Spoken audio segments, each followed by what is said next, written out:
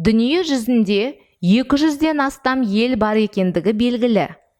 Қалай ойлайсыз, ел территориясы ірі болғаны тиімді ме, әлде кіші болғаны тиімді ме? Жер шарының ескі дүние бөліктері мен жаңа дүние бөліктері арасындағы елдердің бір-бірінен басты айырмашылықтары неде? Елдердің осы сыртқы морфологиялық ерекшеліктері оның экономикалық даму деңгейіне қалай әсер етуі мүмкін?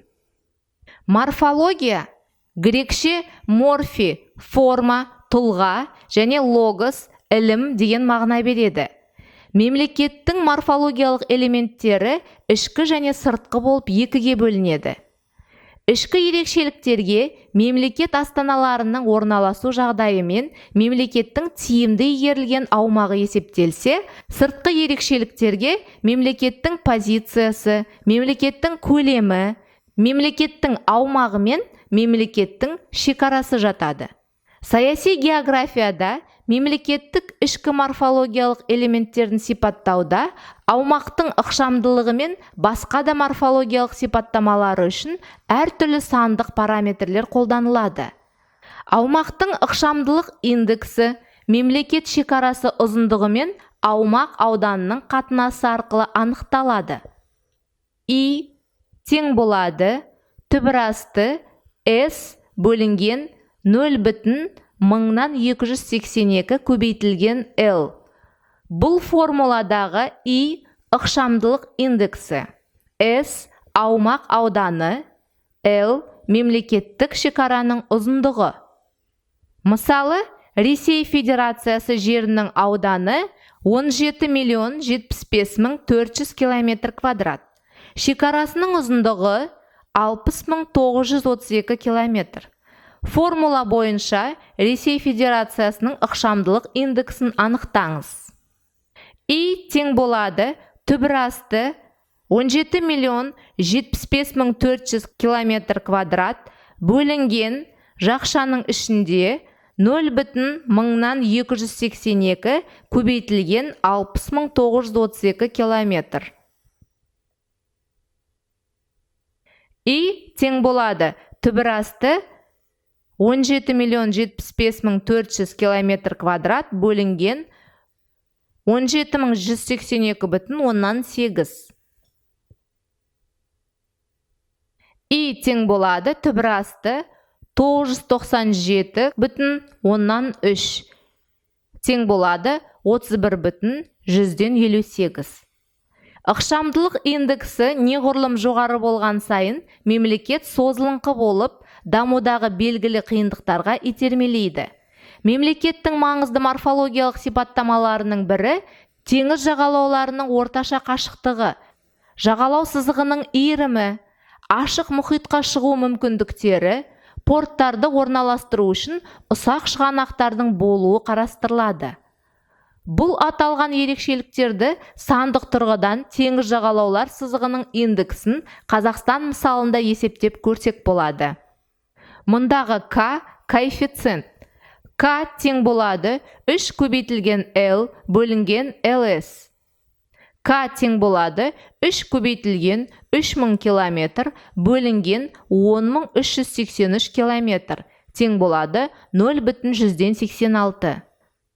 Мұндағы L жағалау сызығының ұзындығы, LS құрлық шекарасының ұзындығы, 3 түзету коэффициенті.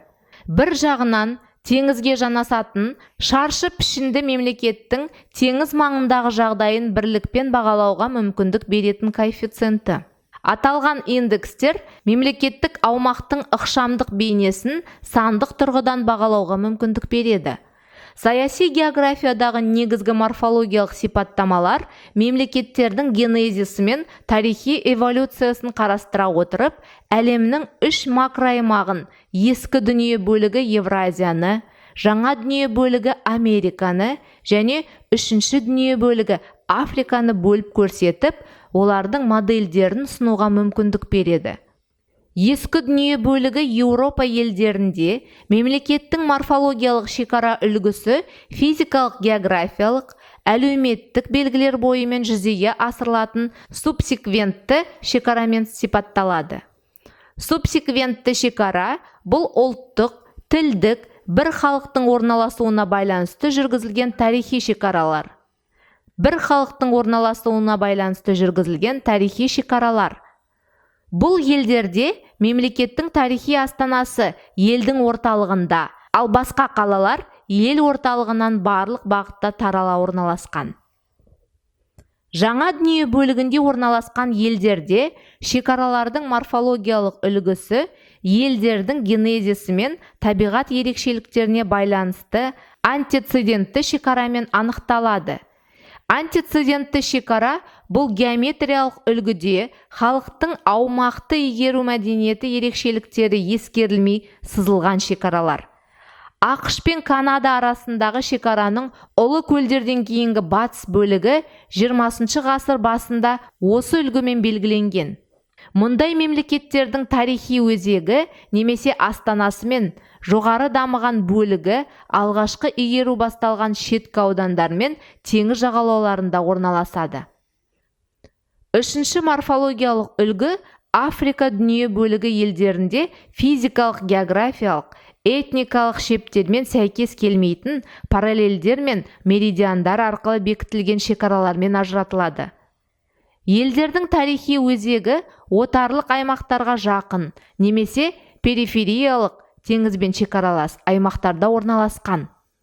Бұл аймақтарды алып жатқан шөлдер, тропикалық ормандар, экономикалық дамуының төмен болуы, жергілікті этникалық топтар арасындағы жанжалдар аймақтарды игеруде кедергілер келтіреді.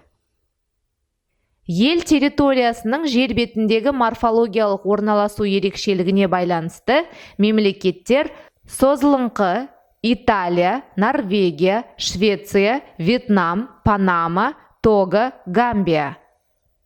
Біртұтас аумақты Франция, Испания, Польша, Венгрия. Шашыраңқы Индонезия, Филиппин, Малайзия. Құрылымында анклавтары бар Ресей, Испания болып жіктеледі. Мемлекеттің ішкі морфологиялық элементтеріне қатысты астаналарды орналастырудың тұрақты, тағайындалған және функциялары бөлінген үш үлгісі ұсынылады. Тұрақты астаналар. Мұнда астаналық қала мемлекеттің тарихи өзегі болумен қатар әкімшілік, мәдени, шаруашылық орталығы қызметін бірнеше ғасырлар бойы атқаратын болады. Мәселен, Париж, Лондон, Рим, Афина, Мәскеу қалаларын айтуға болады. Тағайындалған астаналар.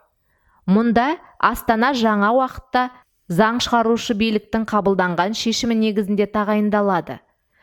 Мұндай астаналар қоныс аударушы капитализм елдерінің кейбіреулерінде, Австралиядағы Сидней мен Мельбурн, постколониалды жас елдерде, Бразилия, Нигерия байқалады.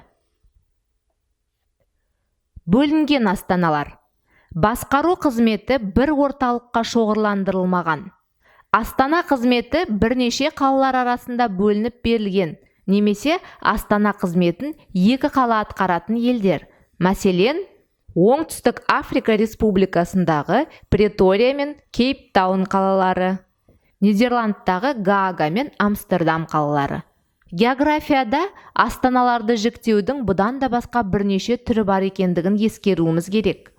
Елдерді морфологиялық ерекшеліктері бойынша жіктей білу мен сол арқылы елге сипаттама дайындай алу географиялық білім алудағы нәтижелікке жетелейтін бірден бір жол.